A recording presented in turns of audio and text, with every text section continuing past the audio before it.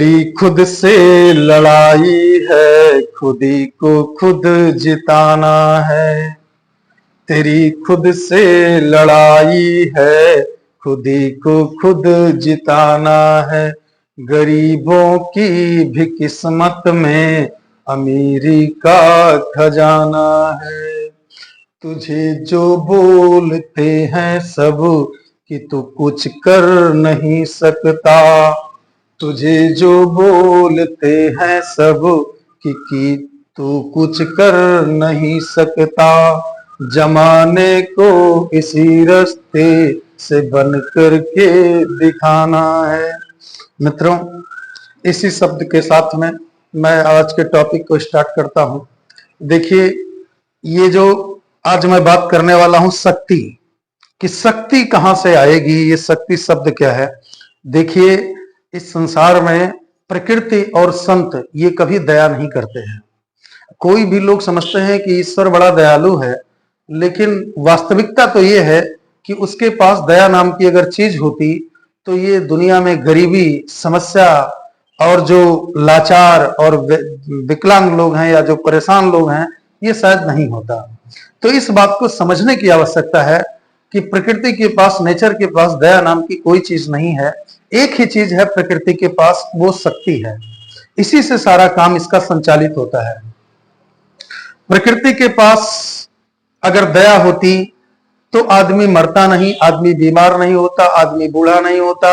आदमी तो एक बात तो आप जीवन की सारी परिस्थितियों को देखते हुए पहले एक बात तय कर लीजिए कि प्रकृति के पास दया नहीं है। अगर ये क्लियर हो गई है तो मैं आगे बोलता हूं कि प्रकृति के पास है क्या। तो प्रकृति के पास ओनली पावर है, शक्ति है। इसी से ये संचालित होती है। जैसे कि अगर कोई भी ये कह दे कि प्रकृति की हवा ऑटोमेटिक चल जाएगी, तो नहीं चल पाएगी। इसके लिए शक्ति की जरूरत है। एक छोटा सा, आप एक कमरे में हवा लेना चाहते हैं तो इसके लिए एक छोटा सा पंखा लगाएंगे, उसमें भी शक्ति की जरूरत है। विदाउट शक्ति के कुछ नहीं हो सकता है। अगर आप खड़े होकर के रात दिन भगवान से मांगे कि मुझे सोना दे दो, सोना दे दो, तो शायद वो नहीं देगा। लेकिन अगर आपके पास शक्ति है तो आप खोद करके सोना निकाल सकते हो। दया नहीं, बल्कि उसके पास शक्ति से ही प्रकृति में सारा काम संचालित होता है। प्रकृति के पास अगर आप चाहो, कोई भी व्यक्ति दया कर दे कि ये आदमी, लोग तमाम रोते हैं मर जाने के बाद कि ये उठकर एक बार मुझसे मिल ले, एक बार बातें कर ले, कोई दया नहीं है प्रकृति के पास। शक्ति जब तक थी उसकी, तभी तक काम हुआ। उसके बाद सारी कहानी समाप्त हो गई। वो व्यक्ति उठ नहीं सकता है, कोई कुछ भी नहीं कर सकता है। अगर बारिश भी हो रही है तो इसमें भी कहीं प्रकृति के शक्ति की जरूरत है। मतलब मैं आपको ये समझाना चाहता हूं, बताना चाहता हूं कि प्रकृति में कोई भी ऐसी जगह नहीं है जहां पर विदाउट शक्ति के काम होता हो।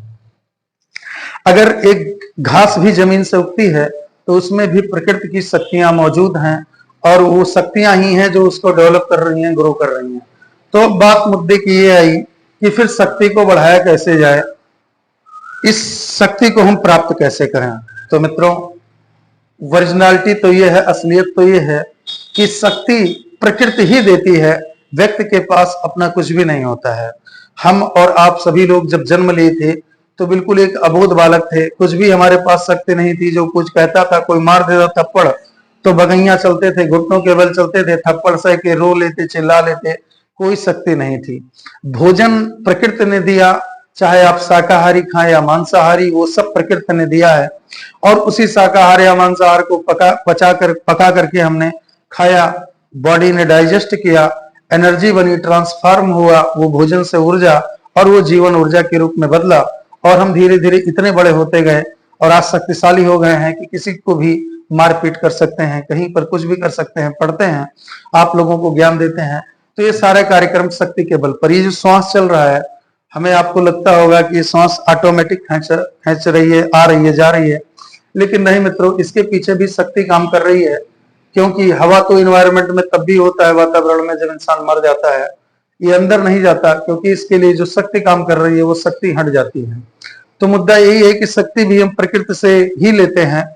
तो आखिर इतना शक्तिशाली कैसे बन पाए कि जीवन के महान उद्देश्य को पूरा करें। देखिए, आज के करीब 35-36 साल पहले मैं भी इस पृथ्वी पर नहीं था, और लगभग 40-45 साल के बाद मैं इस धरती पर नहीं रहूंगा। आगे का आयाम कहां से आए हैं यह अज्ञात है, जाएंगे कहां को यह भी अज्ञात है। बीच में ये जो लाइफ बचा, इसमें पूरा का पूरा खेल शक्ति का है। जिसके पास पावर है दुनिया उसको सलाम करती है, चमत्कार को ही नमस्कार है। और चमत्कार भी ओनली शक्ति और ज्ञान से हो सकता है। कोई भी चमत्कार अगर किया जा सकता है तो दो का कॉम्बिनेशन है। आपके पास ज्ञान है और शक्ति है तो कोई भी चमत्कार क्रिएट हो सकता है। ज्ञान है और शक्ति है तभी ये मोटरसाइकिल चल रही है, तभी ये बिल्डिंग खड़ी है, हम भी खड़े हैं। ज्ञान और शक्ति की ही देन है। अगर बीमार हो जाए तो डॉक्टर भी, ज्ञान होगा तभी इंजेक्शन लगा पाएगा, और इंजेक्शन लगाने के लिए भी उसके हाथ में शक्ति होना जरूरी है। अगर उसका हाथ कांप रहा है, वो हाथ खड़ा नहीं कर पा रहा है, तो इंजेक्शन नहीं लगा पाएगा। तो कुल मिलाकर के ज्ञान और शक्ति का ही पराक्रम है इस पूरे ब्रह्मांड में, इसके अलावा कुछ भी नहीं है। और इसे यदि हम सभी लोग अर्जित करना चाहते हैं तो कुल मिलाकर के ज्ञान और शक्ति कमाया नहीं जाता है, पैसा कमाया जाता है, लेकिन ज्ञान और शक्ति अर्जित की जाती है। और ये अर्जन आपके चाहने से नहीं होगा, यह हमारे चाहने से नहीं होगा, बल्कि एक कनेक्शन बनाना पड़ता है, एक कांटेक्ट बनाना पड़ता है इस प्रकृति के साथ, एक तारतम्य बनाना पड़ता है, एक एकता बनानी पड़ती है। जैसे ही हमारे जो वाइब्रेशन है बॉडी की, यानी कि जो हमारी थिंकिंग प्रोसेस है माइंड की, वो जब इन्वायरमेंट यानी नेचर प्रकृति के साथ जब एक हो जाती है तो ऑटोमेटिक अनंत शक्तियों की सप्लाई होने लगती है और आप शक्तिमान बनते चले जाते हो। और जो शक्ति प्रकृति के द्वारा मिलती है उसमें दोनों चीजों का सामंजस्य है, ज्ञान भी और पावर भी। क्योंकि मैं भी कई बार देखता हूं कि जब प्रकृति के तालमेल में होता हूं, खैर मैं नहीं हो पाता हूं, ये प्रकृति स्वयं ही अपने तालमेल में लेती है, कुछ इसने ऐसा ही रास्ता बनाया है। और जो भी उस रास्ते को समझ जाता है, चूंकि प्रकृति हमारी माँ है और माँ अपने बच्चों का हमेशा ख्याल रखती है, शक्ति तो देती ही रहती है, बशर्ते हम ही लेने में कमजोर हो जाते हैं, हम इससे तारतम्य नहीं बना पाते हैं।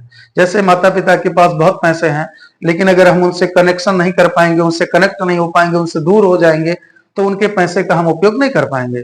उसी प्रकार इस प्रकृति में अनंत शक्तियां हैं, लेकिन उन शक्तियों का उपयोग हम तभी कर पाएंगे जब ये प्रकृति हमें उस शक्ति को प्रदान करेगी। और ये प्रदान तभी करेगी जब हमारी मांग उस तक पहुंच जाएगी, क्योंकि उसके पास सर्वस्व है, वो सब कुछ दे सकती है। झोली हमारी थोड़ी छोटी है, इसे बढ़ाने की जरूरत है। तो ये झोली बढ़ेगी कैसे, ये शक्ति आएगा कैसे? तो शक्ति शब्द जो है मित्रों, ये शक्ति, सख्त यानी कठोरता से उत्पन्न हुआ है। जैसे कि मेरा एक वाक्य है कि जैसे अगर आप पैरों के बल चलोगे तो आप दुनिया घूम सकते हो, आप पैरों के बल चलोगे तो आप दुनिया घूम सकते हो, लेकिन अगर आप सर के बल खड़े हो गए तो सर के बल आप चल नहीं सकते हो, बल्कि दुनिया घूमकर आपके पास आ जाएगी। आप बहुत बड़े योगी, तांत्रिक और सिद्ध बन जाएंगे, और फिर जो है दुनिया आपके चरणों में आ जाएगी। तो कहने का मतलब है, ये प्रकृति के अनुसार हम कार्य करते हैं तो सुख मिलता है, आनंद मिलता है, लेकिन शक्ति का प्रादुर्भाव नहीं हो पाता है। तो शक्ति प्राप्त करने के लिए हमेशा संघर्ष करना पड़ेगा, विपरीत मार्ग चलना पड़ेगा। कैसे? जैसे कि अब जैसे एक लिमिट तक हम दौड़ते हैं और थक गए, लेकिन अगर दौड़ते ही रहे, थक गए, गिर गए, लेकिन फिर भी उठकर हम भागते ही रहे, तो निश्चित तौर पर ये प्रकृति हमें शक्ति गेन करने लगेगी, हमें प्रकृति शक्ति देने लगेगी। मैंने आजमाया हुआ है कि अगर ये मैं क्या आजमाया हूं, बल्कि बुद्ध जी ने यही आजमाया है कि जब आप किसी चीज के लिए, या हम भी किसी चीज के लिए दृढ़ निश्चयी हो जाते हैं कि इसको करके ही दम लेंगे, ये कर ही डालेंगे, तो जब हम ऐसा संकल्प ले लेते हैं तो प्रकृति उस कार्य को पूर्ण करने में स्वयं सहायता देने लगती है। अगर कोई भी व्यक्ति, जैसे इतिहास में आपने सुना होगा कि जिसके पास दोनों पैर नहीं है वो आदमी 250 किलो वजन उठा सकता है, जिसके पास आंखें नहीं है वो आदमी भी हर चीज के बारे में बता सकता है कि यहाँ पर ये है, यहाँ पर ये है, ऐसा इतिहास में होता है। तो ये सारा ज्ञान, ये सारी चमत्कार, ये सारी शक्तियां हमें प्रकृति से ही प्राप्त होती हैं। और जब प्रकृति के नियम के विपरीत हम चलना शुरू कर देते हैं तो वास्तव में प्रकृति हमें शक्ति देना शुरू कर देती है। तो प्रकृति के नियमों के विपरीत चलने की आपको भी आवश्यकता है। जैसे कि प्रकृति, जब आप श्वास लेते हो तो ये श्वास अंदर आसानी से आती जाती है। आपने भी अनुभव किया होगा कि श्वास को अंदर भर के रोका जा सकता है, लेकिन जब आप श्वास को बाहर निकाल देते हो तो ज्यादा देर हम रोक नहीं पाते हैं। अब ये प्रकृति का नियम है कि सब कुछ अंदर जाना, यानी हम सब कुछ अपनी तरफ चाहते हैं, श्वास भी अंदर ले जाना चाहते हैं, और अगर बार बार हम अंदर ही ले जा रहे हैं, प्रकृति का नियम है कि आपको अंदर देना, तो अगर हम अंदर ही ले जा रहे हैं तो निश्चित तौर पर बाहर फेंकने पर ध्यान नहीं दे रहे हैं, केवल सांस को खींचने पर ध्यान दे रहे हैं, तो निश्चित तौर पर आप लालची हो जाएंगे, आप कंजूस हो जाएंगे, क्योंकि सब कुछ अपने तरफ ही आना है, आप दूसरे की तरफ नहीं देना चाहते हैं। यानी कि जब सांस को हम छोड़ते हैं तो उसमें होता क्या है, CO2, कार्बन डाइऑक्साइड, अन्य तमाम गैसें होती हैं जो हमारे बॉडी के लिए आवश्यक नहीं है, जो हमारे बॉडी के लिए नुकसानदेह है। तो उन गैसों को जब हम पूरी शक्ति के साथ बाहर फेंकेंगे तो हमें ऑटोमेटिक, जब आप जानते हो कि अगर आप, मैंने अनुभव किया है कि श्वास को अगर आप गहरा लेना चाहते हो, पूरी दुनिया कहती है बेली ब्रीथिंग, डीप ब्रीथिंग, पेट से सांस लीजिए, गहरा सांस लीजिए, आपका मन शांत हो जाएगा, आपके अंदर थोड़ी सावधानी आ जाएगी, आपके अंदर चेतना काम करने लगेगी, आप बुद्धिमान होते जाओगे, ये पूरी दुनिया कहती है, हर कोई कहता है, क्वांटम फिजिक्स ने भी इस बात को सिद्ध कर दिया है, बट हम समझ नहीं पाते हैं।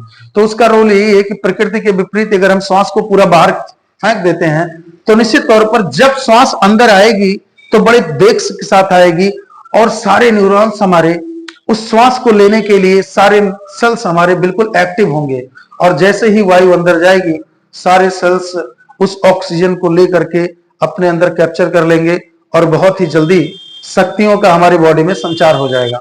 लेकिन यदि हम प्रकृति के नियम का पालन करें, हम सोचे कि श्वास को केवल अंदर ही लेते रहें, बाहर फेंकने पर ज्यादा जोर न दें, तो मित्रों आप श्वास तो अंदर ले पाओगे, लेकिन तभी शुद्ध ऑक्सीजन मिलेगा जब बॉडी के अंदर से रिलीज हो जाए वो सारे गंदी गैसें जो हमारे बॉडी के लिए नुकसानदेह हैं वो बाहर निकल जाए।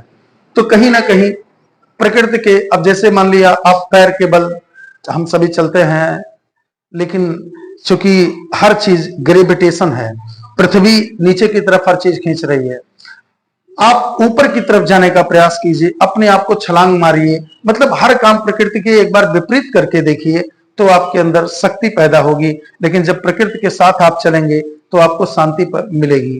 तो दोनों में से प्रकृति के जब आप विपरीत चलते हो तो प्रकृति ऑटोमेटिक अपने साथ में आपको ले लेती है। क्योंकि हम जानते ही नहीं है कि प्रकृति हमसे चाहती क्या है, इसलिए हमें परिश्रम और संकल्प, देखिए मित्रों जीवन में शक्ति प्राप्त करने का दो ही चीज है, एक तो हमारा संकल्प, मैं लास्ट बात कर रहा हूं, और दूसरा है हमारा धैर्य। संकल्प और धैर्य एक ही चीज में आ जाता है कि जब आपने संकल्प कर लिया है तो आपको धैर्य रखना ही पड़ेगा, क्योंकि दुनिया में कोई चीज तुरंत नहीं प्राप्त होती है। तो एक संकल्प और दूसरा है परिश्रम। अगर हम बॉडी चाहते हैं, शरीर शक्तिशाली हो, तो इसके लिए परिश्रम की जरूरत है, मेहनत की जरूरत है। लेकिन अगर आप चाहते हो कि मस्तिष्क शक्तिशाली हो तो इसके लिए भी प्रकृति का विपरीत काम करना होगा, क्योंकि शरीर आराम चाहता है, तो इसको शक्तिशाली बनाना है। तो हमेशा आप लोग जानते होंगे कि शरीर आराम चाहता है, प्रकृति चाहती है कि आप आराम कीजिए, तो इसका विपरीत काम हुआ कि आपको परिश्रम करना होगा। अगर बॉडी को आप मजबूत बनाना चाहते हैं तो परिश्रम, और दिमाग जो है, हाथ कभी नहीं उठना चाहता है, काम नहीं करना चाहता है, आराम करना चाहता है। लेकिन आपने देखा होगा, आप लेटे भी होंगे तो मस्तिष्क हमेशा काम कर रहा है, ये हमेशा कुछ ना कुछ सोचता रहता है, इसमें कुछ ना कुछ बाधाएं चलती रहती हैं, कुछ ना कुछ विचार चलता रहता है। तो ये प्रकृति के अनुसार हो रहा है। अगर आप प्रकृति के विपरीत करेंगे, अर्थात इस विचार को रोकने की क्षमता आपके अंदर आ गई, तो आपका मस्तिष्क तमाम पावरफुल हो जाएगा, तमाम शक्तियों का स्रोत बन जाएगा, और शक्तियां इसमें ऑटोमेटिक आने लगेंगी और ये महान शक्तिशाली हो जाएगा। तो प्रकृति हमारे लिए जो चाहती है, आप कह दो प्रकृति के विपरीत क्यों काम करना है, क्योंकि प्रकृति का काम है कि ये संतति चलती रहे, आप महान बने या मिट जाएं, प्रकृति को इससे कोई लेना देना नहीं है। प्रकृति का सिर्फ एक ही लेना देना है कि आप जब तक जिएं, पेट भरता रहे, आप जीवित रहें और आगे आने वाली जनरेशन को आप जन्म दे दें, यानी कि अगले बच्चों को जन्म दे दें और आप फिर यहां से विदा हो जाएं। प्रकृति का सिर्फ इतना ही मकसद है कि सृष्टि चलती रहनी चाहिए, सतत बंद नहीं होनी चाहिए। लेकिन यदि हमारा मकसद है कि प्रकृति को विकसित ना करें बल्कि स्वयं को विकसित करें, तो स्वयं को विकसित करने के लिए आपको प्रकृति के खिलाफ जाना होगा, शरीर से अथाह मेहनत करनी होगी और मन को बिल्कुल शांत रखना होगा। जिस भी इंसान के हृदय, मस्तिष्क जिसका शांत है, हृदय जिसका गतिशील है, और जो भी देखिए, मस्तिष्क का आहार जो है वो विचार होते हैं। तो अगर कोई विचार भी आप नहीं लाते हो तो निश्चित तौर पर ये मस्तिष्क महान शक्तिशाली हो जाएगा और हर प्रश्न का जवाब दे पाने की इसमें क्षमता है। मैं शक्ति से दूसरे टॉपिक पर नहीं, उस शक्ति पर ही बात कर रहा हूं, बंद कर दो उसको। बंद करता हूँ यहाँ पर।